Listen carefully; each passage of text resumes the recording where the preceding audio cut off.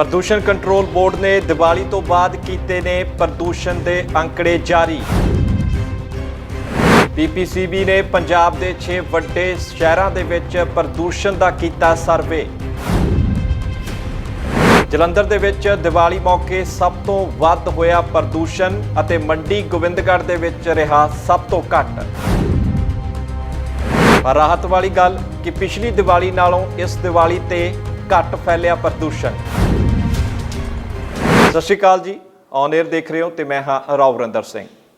इस बार भी असी दिवाली मना के हटे हाँ तो इस बार भी दिवाली ते खूब लोगों के वलों पटाके चलाए गए ने, बावजूद कि सरकार दे वलों कुछ थावां ते पूर्ण तौर पर बैन किया गया सी, पर सरकार ने 8 तो लैके रात के 10 बजे तक आग्ञा दी सी पटाके चलाउण दी।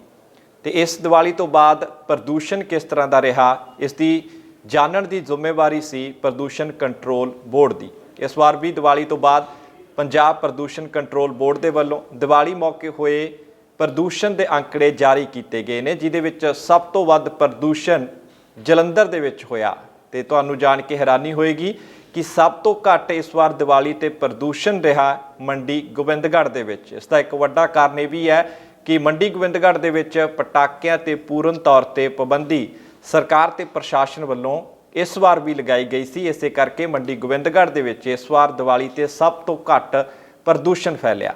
हुण गल कर लैंदे आ कि प्रदूषण कंट्रोल बोर्ड ने पंजाब के 6 वड्डे शहरों के विच मशीनां लगा के सर्वे किया सी। 13 शहरों के विच शहरों के नाम जेकर देखिए तो अमृतसर, जलंधर, लुधियाना, खन्ना, मंडी गोबिंदगढ़ और पटियाला शामिल ने।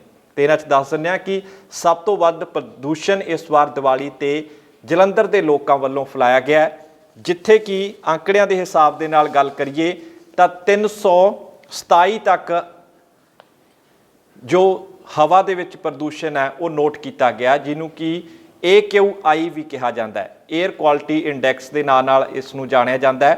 तो जलंधर दे विच एयर क्वालिटी इंडैक्स रहा 327। तो सब तो घट जेकर गल करिए मंडी गोबिंदगढ़ की, तो मंडी गोबिंदगढ़ दे विच सिर्फ 220 तक AQI नोट किया गया।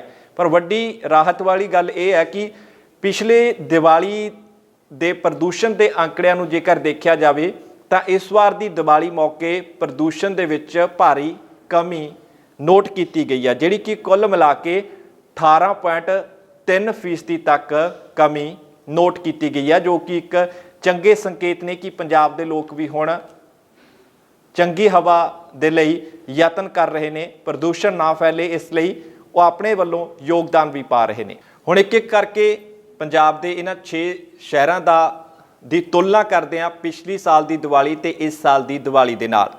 अमृतसर दे विच पिछली दिवाली ते 386 AQI रहा सी, जो कि इस साल 303 तक रहा। इस तरह जलंधर दे विच 328 पिछली दिवाली ते रहा सी, ते कोई बड़ा फर्क नहीं, इस बार 327 जलंधर दे विच रहा। तो इस कारण कहा गया कि जलंधर दे विच इस बार दिवाली ते सब तो वध प्रदूषण फैलिया।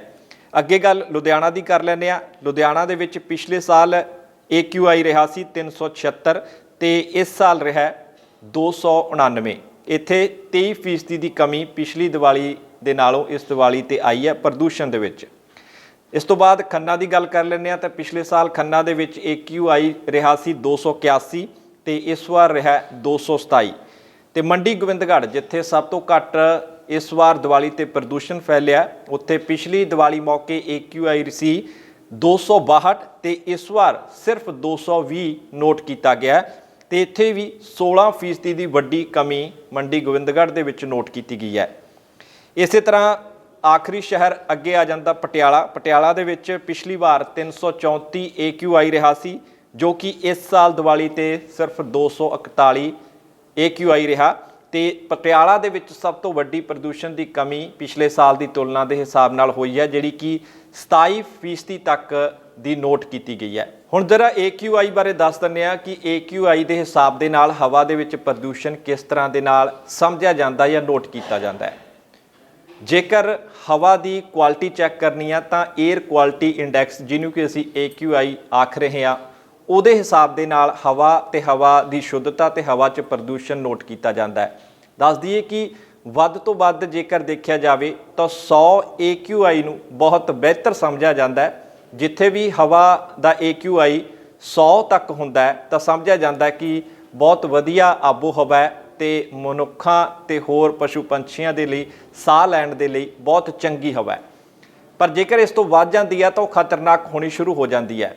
ਪਰ ਇੱਥੇ ਵੀ ਜੇਕਰ ਦੇਖਿਆ ਜਾਵੇ ਤਾਂ ਜੇਕਰ ਇਹ AQI 150 ਤੱਕ ਵੀ ਪਹੁੰਚ ਜਾਂਦਾ ਤਾਂ ਵੀ ਉਸ ਨੂੰ ਕਿਤੇ ਨਾ ਕਿਤੇ ਮਨੁੱਖਤਾ ਦੇ ਲਈ ਜਾਂ ਪਸ਼ੂ ਪੰਛੀਆਂ ਦੇ ਲਈ, ਵਾਤਾਵਰਣ ਦੇ ਲਈ ਠੀਕ ਸਮਝਿਆ ਜਾਂਦਾ। ਪਰ ਜੇਕਰ ਇਹ ਅੰਕੜੇ 150 ਤੋਂ ਜ਼ਿਆਦਾ ਹੋ ਜਾਣ ਤਾਂ ਖਤਰਨਾਕ ਤੇ ਘਾਤਕ ਸਮਝੀ ਜਾਂਦੀ ਹੈ ਉੱਥੇ ਦੀ ਹਵਾ।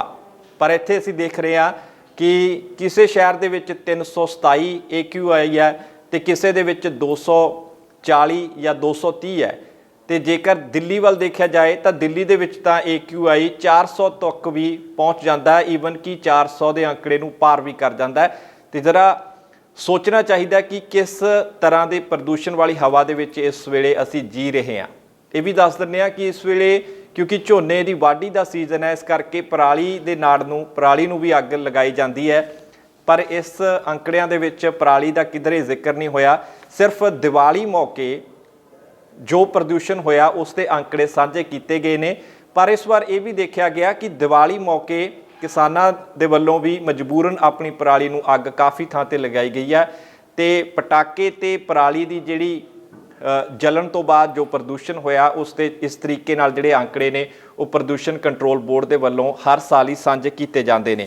ਤੇ ਹੁਣ ਇੱਕ ਨਜ਼ਰ ਪਾ ਲੈਂਦੇ ਹਾਂ ਕਿ ਅਕਤੂਬਰ ਮਹੀਨੇ, ਇਸੇ ਸਾਲ ਦਾ ਪਿਛਲਾ ਮਹੀਨਾ ਅਕਤੂਬਰ ਮਹੀਨਾ ਸੀ ਤੇ ਅਕਤੂਬਰ ਮਹੀਨੇ ਦੇ ਵਿੱਚ ਪੰਜਾਬ ਦੇ ਸ਼ਹਿਰਾਂ ਦੀ ਆਬੋ ਹਵਾ ਤੇ ਉੱਥੇ ਦਾ AQI ਕਿਸ ਤਰ੍ਹਾਂ ਦਾ ਸੀ ਤੇ ਨਵੰਬਰ ਦੇ ਵਿੱਚ ਕਿੰਨਾ ਕੁ ਖਤਰਨਾਕ ਹੋ ਗਿਆ ਤੇ ਕਿੰਨਾ ਕੁ ਬਦਲ ਗਿਆ, ਇੱਕ ਨਜ਼ਰ ਪਾ ਲੈਂਦੇ ਹਾਂ। ਪਿਛਲੇ ਮਹੀਨੇ ਅਕਤੂਬਰ 2021 ਦੀ ਗੱਲ ਕਰੀਏ ਤਾਂ ਜਲੰਧਰ ਦੇ ਵਿੱਚ ਪਿਛਲੇ ਮਹੀਨੇ AQI ਸਿਰਫ 121 ਸੀ, ਜਿਹੜਾ ਕਿ ਇਸ ਵੇਲੇ 327 ਤੱਕ ਪਹੁੰਚ ਗਿਆ। 121 ਤੋਂ 327 ਤੱਕ ਇੱਕ ਵੱਡੀ ਛਲਾਂਗ ਲੱਗੀ ਹੈ ਪ੍ਰਦੂਸ਼ਣ ਦੇ ਵਿੱਚ, ਜ਼ਿਆਦਾ ਪ੍ਰਦੂਸ਼ਣ ਹੋਇਆ। ਇਸੇ ਤਰ੍ਹਾਂ ਦੇ ਨਾਲ ਜੇਕਰ ਪਟਿਆਲਾ ਦੀ ਗੱਲ ਕਰੀਏ ਤਾਂ ਪਟਿਆਲਾ ਦੇ ਵਿੱਚ ਪਿਛਲੇ ਮਹੀਨੇ ਸਿਰਫ 109 AQI ਸੀ, ਯਾਨੀ ਕਿ ਬਹੁਤ ਚੰਗੀ ਹਵਾ ਪਟਿਆਲਾ ਦੇ ਵਿੱਚ ਅਕਤੂਬਰ ਮਹੀਨੇ ਦੇ ਵਿੱਚ ਸੀ, ਜੋ ਕਿ ਹੁਣ ਨਵੰਬਰ ਦੇ ਮਹੀਨੇ ਵਿੱਚ ਆ ਕੇ ਦੀਵਾਲੀ ਵਾਲੇ ਦਿਨ 241 ਤੱਕ ਪਹੁੰਚ ਗਈ ਆ। ਇੱਥੇ ਵੀ ਪਿਛਲੇ ਮਹੀਨੇ ਦੇ ਨਾਲੋਂ ਇਸ ਮਹੀਨੇ ਬਹੁਤ ਵੱਡੇ ਪੱਧਰ ਤੇ ਪ੍ਰਦੂਸ਼ਣ ਦੇ ਵਿੱਚ ਵਾਧਾ ਹੋਇਆ। ਤੇ ਇਸੇ ਤਰੀਕੇ ਨਾਲ ਅੱਗੇ ਦੇਖकर ਮੰਡੀ ਗੋਬਿੰਦਗੜ੍ਹ ਦੀ ਗੱਲ ਕਰ ਲਈਏ, ਜਿੱਥੇ ਸਭ ਤੋਂ ਵੱਧ ਇੰਡਸਟਰੀ ਹੈ। ਮੰਡੀ ਗੋਬਿੰਦਗੜ੍ਹ ਦੇ ਵਿੱਚ ਵੀ ਪਿਛਲੇ ਮਹੀਨੇ ਅਕਤੂਬਰ ਦੇ ਵਿੱਚ 143 AQI ਸੀ, ਜੋ ਕਿ ਹੁਣ 220 ਹੋ ਗਿਆ ਨਵੰਬਰ ਮਹੀਨੇ ਦੇ ਵਿੱਚ। ਇਸੇ ਤਰ੍ਹਾਂ ਦੇ ਨਾਲ ਲੁਧਿਆਣਾ ਦੇ ਵਿੱਚ ਵੀ ਪਿਛਲੇ ਮਹੀਨੇ ਅਕਤੂਬਰ 'ਚ ਸਿਰਫ 120 AQI ਸੀ, ਜੋ ਕਿ ਹੁਣ ਇਸ ਵੇਲੇ 299 ਤੱਕ ਪਹੁੰਚ ਗਿਆ। ਤੇ ਇਸੇ ਤਰ੍ਹਾਂ ਦੇ ਨਾਲ ਖੰਨਾ ਦੇ ਵਿੱਚ ਪਿਛਲੇ ਮਹੀਨੇ ਅਕਤੂਬਰ 'ਚ 130 AQI ਸੀ ਤੇ ਹੁਣ ਖੰਨਾ ਦੇ ਵਿੱਚ 227 ਤੱਕ ਇਹ ਪਹੁੰਚ ਗਿਆ। ਤੇ ਅੰਮ੍ਰਿਤਸਰ ਦੀ ਜੇਕਰ ਗੱਲ ਕਰੀਏ, ਅੰਮ੍ਰਿਤਸਰ ਦੇ ਵਿੱਚ ਪਿਛਲੇ ਮਹੀਨੇ ਅਕਤੂਬਰ ਦੇ ਵਿੱਚ ਸਿਰਫ 101 AQI ਸੀ, ਜੋ ਕਿ ਅੰਮ੍ਰਿਤਸਰ ਦੇ ਵਿੱਚ ਇਸ ਵੇਲੇ ਹੁਣ 300 ਤੋਂ ਪਾਰ ਹੋ ਗਿਆ, 303 ਤੱਕ ਪਹੁੰਚ ਗਿਆ। ਸੋ ਇਹਨਾਂ ਕੁਝ ਹੀ ਦਿਨਾਂ ਦੇ ਵਿੱਚ ਜਾਂ ਕਹਿ ਲਈਏ ਕਿ 2 ਹਫ਼ਤਿਆਂ ਦੇ ਵਿੱਚ ਹੀ ਪੰਜਾਬ ਦੀ ਆਬੋ ਹਵਾ ਬਦਲ ਗਈ ਹੈ। ਪੰਜਾਬ ਦੀ ਆਬੋ ਹਵਾ ਦੇ ਵਿੱਚ ਪ੍ਰਦੂਸ਼ਣ ਵੱਡੇ ਪੱਧਰ ਤੇ ਫੈਲ ਗਿਆ। ਇਸ ਦੇ ਵਿੱਚ ਹੁਣ ਗੱਲ ਕਰੀਏ ਤਾਂ ਜ਼ਿੰਮੇਵਾਰੀ ਕਿਸ ਦੀ ਹੈ, ਕੌਣ ਜ਼ਿੰਮੇਵਾਰ ਹੈ, ਇਸ ਦਾ ਫੈਸਲਾ ਖੁਦ ਲੋਕਾਂ ਨੂੰ ਕਰਨਾ ਪਏਗਾ। ਕਿਉਂਕਿ ਦੀਵਾਲੀ ਮੌਕੇ ਜਿੰਨੀ ਵੀ ਕੋਸ਼ਿਸ਼ ਕੀਤੀ ਜਾਵੇ, ਲੋਕਾਂ ਦੇ ਵੱਲੋਂ ਹੀਲੇ ਵਸੀਲੇ ਜਿਸ ਤਰੀਕੇ ਦੇ ਨਾਲ ਵੀ ਸਹੀ ਪਟਾਕੇ ਚਲਾਏ ਜਾਂਦੇ ਨੇ। ਹਾਲਾਂਕਿ ਇਸ ਵਾਰ ਸਰਕਾਰ ਨੇ ਪਟਾਕੇ ਚਲਾਉਣ ਦੇ ਲਈ ਗ੍ਰੀਨ ਪਟਾਕਿਆਂ ਦੀ ਵਰਤੋਂ ਕਰਨ ਦੇ ਆਦੇਸ਼ ਵੀ ਦਿੱਤੇ ਸੀ, ਪਰ ਫਿਰ ਵੀ ਦੇਖਿਆ ਗਿਆ ਕਿ ਸਾਡੇ ਪੰਜਾਬ ਦੇ ਵਿੱਚ ਵੱਡੀ ਪੱਧਰ ਤੇ ਗ੍ਰੀਨ ਪਟਾਕੇ ਫਿਰ ਵੀ ਨਹੀਂ ਚਲਾਏ ਗਏ। ਸਧਾਰਨ ਪਟਾਕੇ ਚੱਲੇ ਨੇ, ਜਿਨ੍ਹਾਂ ਦੇ ਕਰਕੇ ਪ੍ਰਦੂਸ਼ਣ ਜ਼ਿਆਦਾ ਫੈਲਿਆ। ਹੋਰ ਇਸ ਕਰਕੇ ਸਾਡੀ ਵੀ ਪੰਜਾਬ ਦੇ ਲੋਕਾਂ ਨੂੰ, ਸਾਡੇ ਦਰਸ਼ਕਾਂ ਨੂੰ ਇਹ ਅਪੀਲ ਹੈ ਕਿ ਫੈਸਲਾ ਸਾਡੇ ਤੇ ਤੁਹਾਡੇ ਹੱਥਾਂ ਦੇ ਵਿੱਚ ਹੈ ਕਿ ਅਸੀਂ ਕਿਸ ਤਰ੍ਹਾਂ ਦੀ ਹਵਾ ਦੇ ਵਿੱਚ ਸਾਹ ਲੈਣਾ ਹੈ, ਕਿ ਅਸੀਂ ਸਾਫ਼ ਸੁਥਰੀ ਹਵਾ ਦੇ ਵਿੱਚ ਸਾਹ ਲੈਣਾ ਹੈ ਤੇ ਆਪਣੇ ਸਰੀਰ ਨੂੰ ਤੰਦਰੁਸਤ ਰੱਖਣਾ ਹੈ, ਜਾਂ ਫਿਰ ਕੀ ਅਸੀਂ ਪ੍ਰਦੂਸ਼ਣ ਵਾਲੀ ਹਵਾ ਦੇ ਵਿੱਚ ਸਾਹ ਲੈ ਕੇ ਵੱਖ-ਵੱਖ ਬਿਮਾਰੀਆਂ ਨੂੰ ਸੱਦਾ ਦੇਣਾ। ਇਹ ਫੈਸਲਾ ਤੁਹਾਡੇ ਤੇ ਸਾਡੇ ਹੱਥ ਦੇ ਵਿੱਚ ਹੈ। ਹੁਣ ਦੇਖਦੇ ਹਾਂ ਕਿ ਇਸ ਤੋਂ ਬਾਅਦ ਅਸੀਂ ਤੇ ਸਾਡੇ ਲੋਕ ਪ੍ਰਦੂਸ਼ਣ ਨੂੰ ਘੱਟ ਕਰਨ ਦੇ ਲਈ ਕੀ ਆਪਣਾ ਯੋਗਦਾਨ ਪਾਉਂਦੇ ਨੇ। ਸੋ ਫਿਲਹਾਲ ਦੇ ਲਈ ਸਿਰਫ ਇੰਨਾ ਹੀ। ਹੁਣ ਆਗਿਆ ਦਿਓ। ਧੰਨਵਾਦ।